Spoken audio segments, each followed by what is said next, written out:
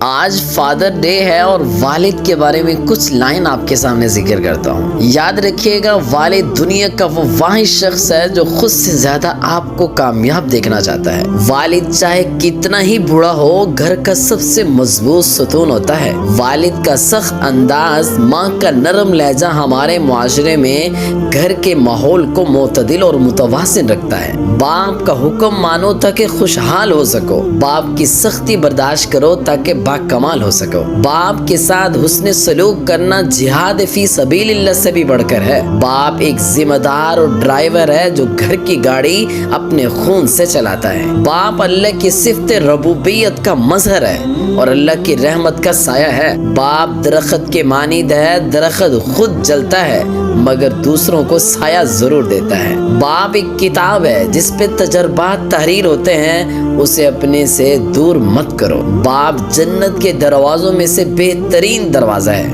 اب تمہیں اختیار ہے، خواہ وہ نافرمانی اور دل دکھا کے اس دروازے کو ضائع کر دو یا فرمانبرداری اور خدمت کر کے اس دروازے کی حفاظت کرو۔ باپ ایک بہت بڑی نعمت ہے جو چلتی پھرتی آپ کو اللہ کی نعمت ملتی ہے۔ باپ اللہ کی طرف سے ایک کائنات ہے جو اپنے بیٹے کو اپنی کائنات میں سما لیتی ہے۔ باپ ایک ایسا انمول تحفہ ہے جس کی دنیا میں کوئی قدر و قیمت نہیں ہے۔